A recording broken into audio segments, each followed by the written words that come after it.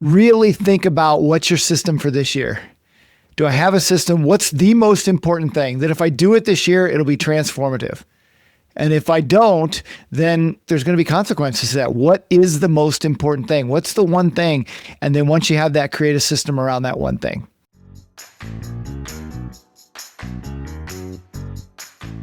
How do you have your best year ever? That is what we are talking about in today's episode. I am joined by Tony Ferraro. Tony, how are you? Kate, Happy New Year. I am blessed. It is a wonderful start to what's going to be an awesome 2026. Yes, we are recording this just a little over a week after we had our best year ever event, live one-day event with Matthew Kelly. It was phenomenal. It was so much fun. We thank all of our clients, all the people that attended and came. We so appreciated seeing you. It was just packed full of energy, excitement. It's an event that Matthew hasn't done in about 15 years. And so to bring it back was really special.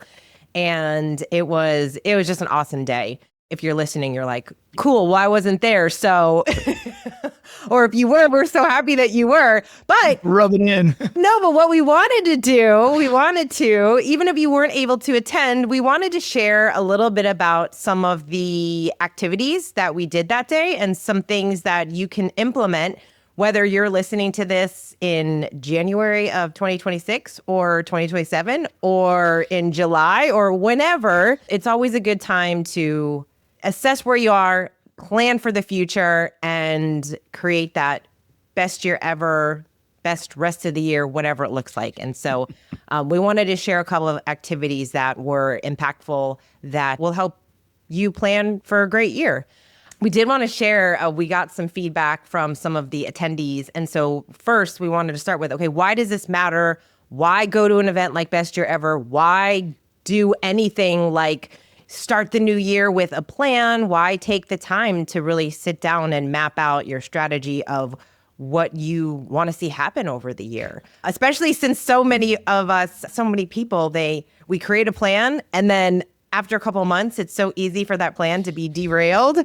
And so we don't always stick to it. So it's always a great idea to come back to the plan. That's why we have a plan, so that we can stay focused. So Tony, we do a lot of coaching, executive coaching. Why does this matter for leaders? Why should we take some time out of our day or week to do this planning?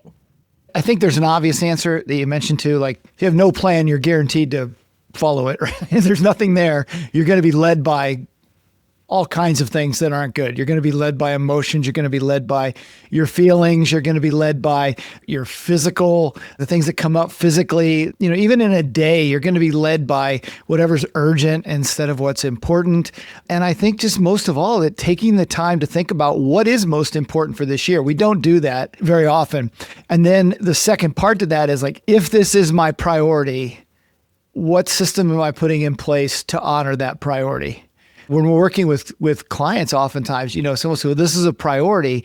I say, well, it's not, because you're not doing anything. You're making decisions that are in contrast to what you say the priority are. So you may say it's your priority, but really our priorities are defined by our actions. And they speak so much louder than anything we can put in a book and say our priorities are. And actually, I think that's saying we have certain priorities and acting in a way that's perpendicular to that is probably more harmful than not having any to start with. That happens all the time when, we'll tell clients when they talk to us, we really want to improve our culture. We're going to commit to, improving the culture. And we always say, look, don't make that announcement unless you're fully committed to it. Because there's nothing worse in a company than to say, we're really committed about having a great culture and then acting in a way that doesn't promote a great culture. Then people lose confidence in you, they lose trust. And I think the same thing happens with us, even internally. If I say this is my priority and I don't have a system and I go do other things, I lose trust in myself. And that's a real problem. If we don't trust ourselves to follow through on things, who else is going to trust us? Yeah. And having that plan should be this sense of excitement and enthusiasm when you have this plan. You have, this is what I'm going to work towards. This is what I'm going to be doing. We should feel energized when we look at that plan. That's very telling too, because if you're looking at your plan and you don't feel energized, well, you might want to reset some of your priorities and really figure out what matters and rediscover the why behind these priorities and what you say you want to do. There was this gentleman that came and he shared this really wonderful, he sent us an email after he got back home from attending the event. And this goes kind of similar to what we're sharing. He said, "It has already had a significant impact on my approach to planning. More importantly, my excitement and optimism are very high for 2026 and beyond." He said that he's been to a lot of different events where they do a lot of goal setting and planning. And he said, but last Monday was different. I took more notes and had more significant key points presented than I ever remembered in the past. He talked about how Matthew really shared some insights that made a huge impact. And of course, he valued simplicity. Clarity and simplicity. Matthew is just the king of taking these complex ideas and simplifying them. And it was so exciting to be in the room because people asked some really great questions. And one of the things that I love so much about Matthew Kelly Q&A is when someone asks a question, his answer is often so different than what anyone expected it to be. And it's exactly what they needed. And so that happened a lot. That day, we heard a lot of people really excited, energetic, enthusiastic, they're excited, they're passionate about their plan. And it was something that we didn't figure all of it out that day, right? It was only a day. We can only do so much in a day. But there was a lot of activities that we learned that were, hey, take this home, think about it, write about it, and figure out what you're going to do to take these dreams and these ideas and put some of those simple steps to actually make those things happen. And so, Tony, we thought it would be fun to do this episode to share a couple of activities that no matter where you are in your life right now, no matter what year or month it is, you can use these to help you have your best year ever. The first one that is so fun, and I've been doing this for years with my friends, but we started the day with, what's your word of the year?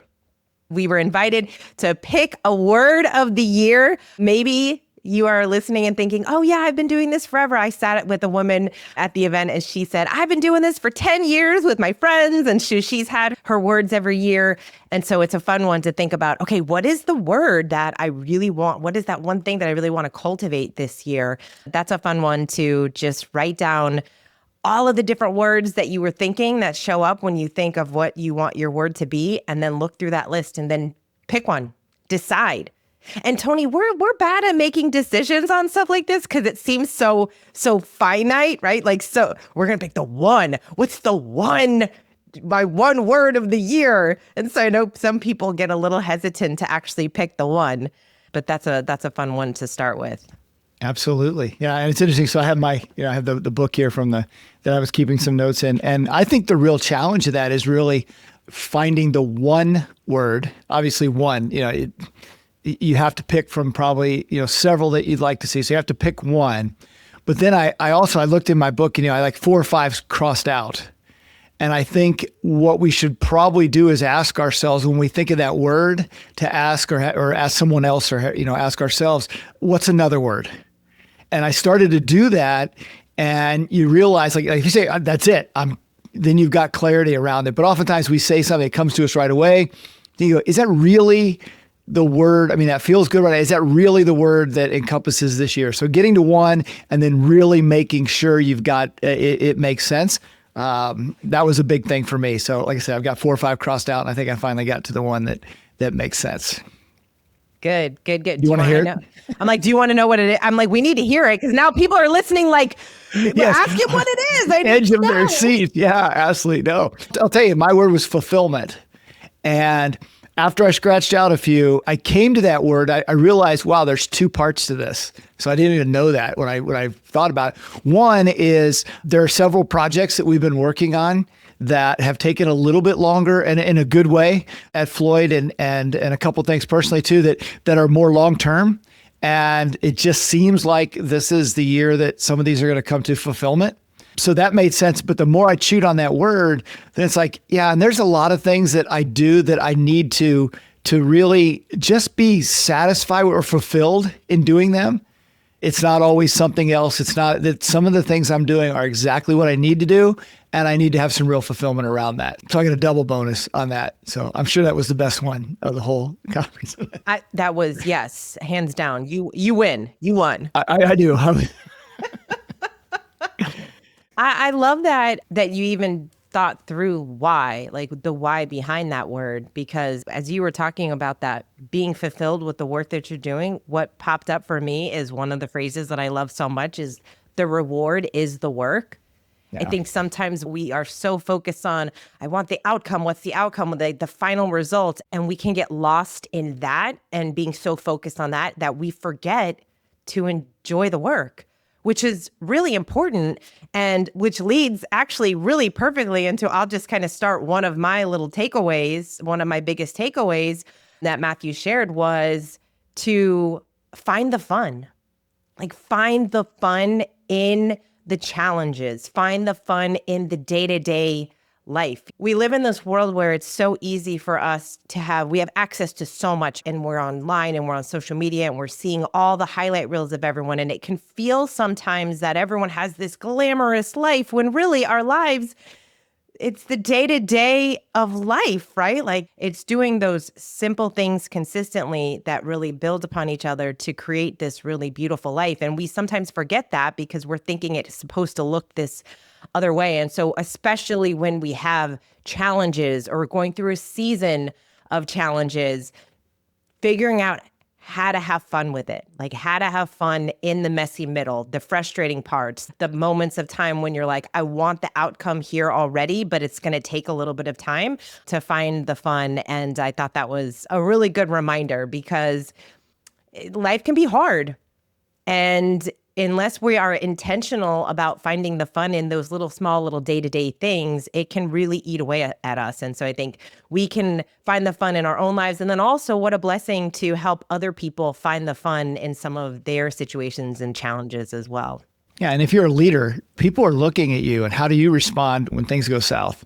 If you approach things with, a sense of humor, I mean, there are serious things that obviously need to be serious, but in some of the things, just having that sense of humor, it takes the edge off everybody else. So you can really communicate that to, whether it's at work or to your family or those things, that there's some real perspective that you can add to a situation by having a little bit of sense of humor, find a little bit of fun in it. Find the fun. All right. What was one of your takeaways, Tony? Well, I didn't hear your word, if you're willing to share. Oh, I'm willing to share my word. Yeah. My word last year was breakthrough.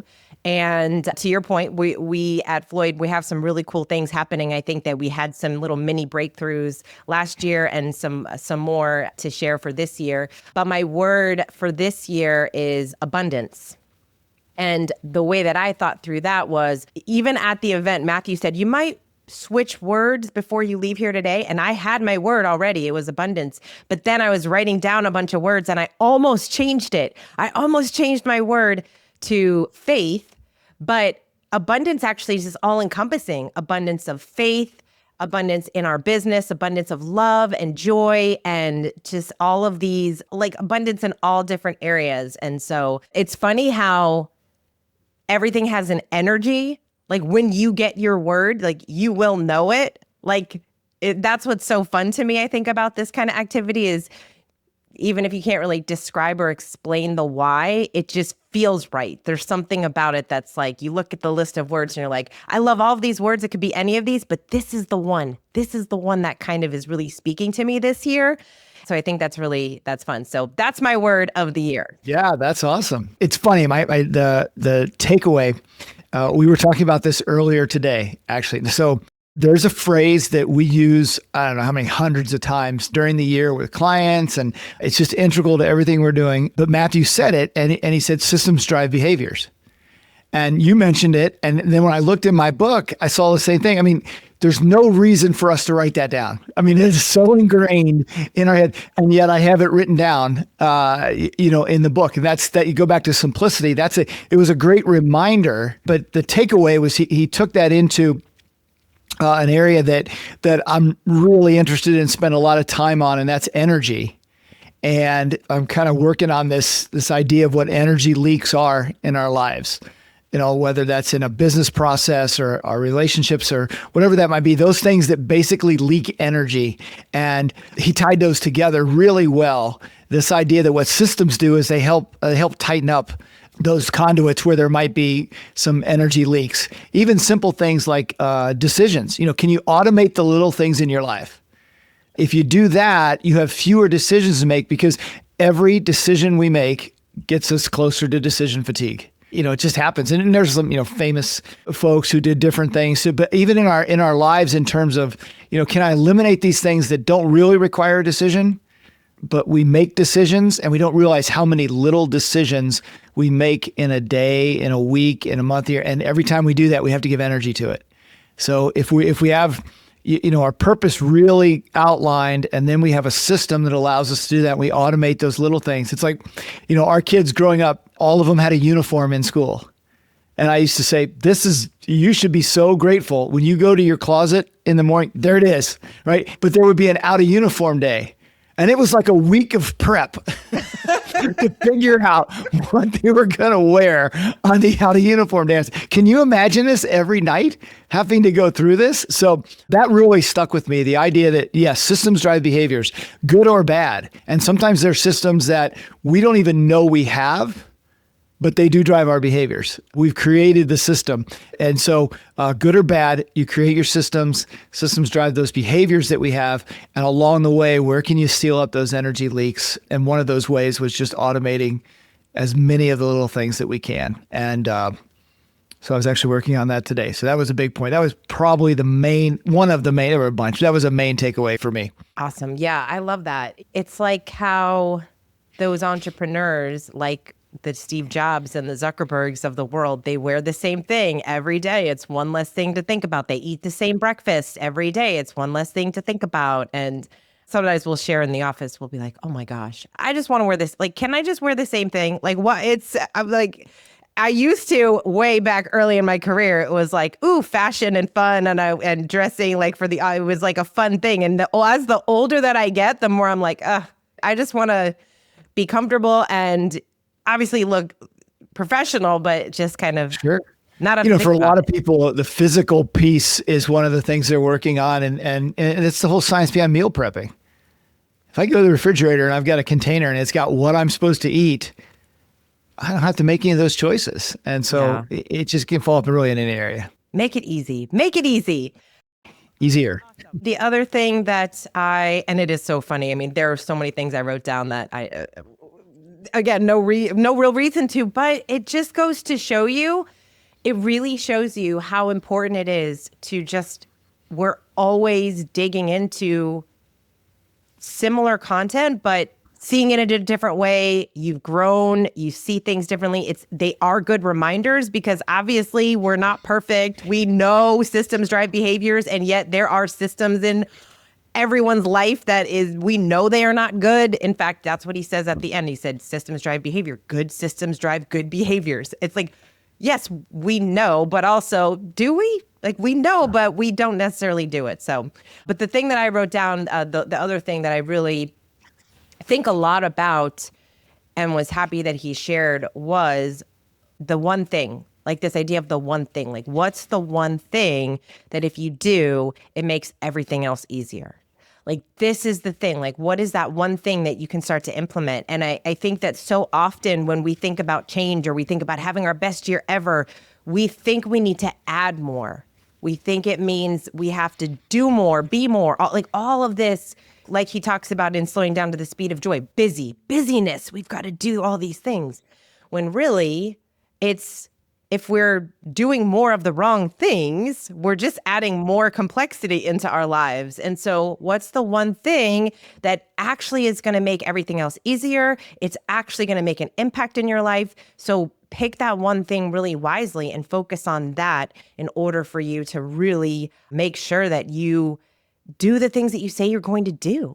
That's the biggest thing, right? When we think about at the end of the year, when people look back and assess their year, the reason why we don't accomplish the things that we say we want to accomplish is usually two things. It's one, we don't have the clarity of what exactly it is that we're trying to achieve.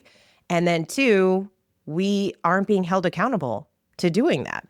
And for most people, it's holding themselves accountable. This is why coaching is so important, right? When you have a coach, you have to hold yourself accountable to somebody else, which, I mean, that's what so many of our clients will say. I literally did this thing because I didn't want to come to my coaching session telling you I didn't do it. And ultimately that matures. We've seen this in relationships. They just become more accountable to themselves. Yes. It's one of the things we say, we don't have an agenda in our life. So the fact that you didn't do this, I'm not going to lose sleep over, but you are. And so when they have to say it out loud. And isn't that funny that we are fine. Most people are fine with disappointing ourselves if we are the only ones that say we're going to show up and do this thing. And if we don't do this thing, we'll feel disappointed, but we'll move on. But if we have to tell someone else I didn't do the thing, and they say they're disappointed, that's like the one where, remember when you're like a kid and your parents, they weren't yelling at you and they say, I'm not mad, I'm just disappointed. That's the worst. It's like knife in the heart. Like, no, exactly. Could you be mad at me? Please be mad at me. Yell at me, scream at me, anything but being disappointed. Yeah, absolutely. And the one thing is so important, the two expressions come to mind. The one is that we're lost, but we're making great time. So in businesses all the time with companies, they create systems around an end. But when you ask, like, will that end dramatically change what you're doing right now or get you closer to fulfilling your mission? And oftentimes it doesn't, but they feel great about all the steps that go into that. And so finding that one thing, and then personally and professionally, it's amazing how we can focus our energy when we have to on one thing. In business, if you're really struggling financially, you're going to take those leads and you're going to wring them dry. And you're going to find, if you need to know, you've got to meet this amount of money in this short period of time. It's amazing how creative you get, how intense you get. And again, and personally, the second expression came to mind. When we're healthy, we want a million things. And when we're sick, we want one. Can we just get focused on what's the one thing? And there are many things that we could be focused on, but we can't be focused on many things at once. So what's the one thing right now? And I think most of us shy away from the one thing because it's binary at that point. Either I'm working towards this or I'm not. If I've got 10 things, I got 4 of them done. Okay, that's pretty good. I guess I can tell myself, or 6 of them done, but the 9th one was the most important. You come up with that one most important thing, and then it's a 1 or 0. Either you're focused on that or you're not. And I think that scares us sometimes. Well, it's like we talked about with choosing the one word. For some reason, we don't always want to, it feels so final, like we can't change it. This is what, and that feels like even in business, we can't be everything to our clients, but we also, so often businesses will fail because they don't want to pick, this is what we do and this is what we don't do. All right, Tony. So what's your last takeaway for the audience? Oh boy. Number one, if you weren't at this event this year, be at the event when we hold them in the future. It's so worth it. The people were shameless plug. Yes, exactly. But I say that because people came up and said so many things afterwards that were, beneficial. So that's one. But I think is just really think about what's your system for this year. Do I have a system? What's the most important thing that if I do it this year, it'll be transformative? And if I don't, then there's going to be consequences to that. What's the one thing? And what's most important? And spend time. I know it's the first year you're supposed to have everything. I think spending time thinking about what's most important would be the best thing someone could do if it takes you until the end of January to come up with that, come up with it so that you're not spinning your wheels and you just pick something. What is the most important thing? What's the one thing? And then once you have that, create a system around that one thing. So that's my takeaway. All right. Good.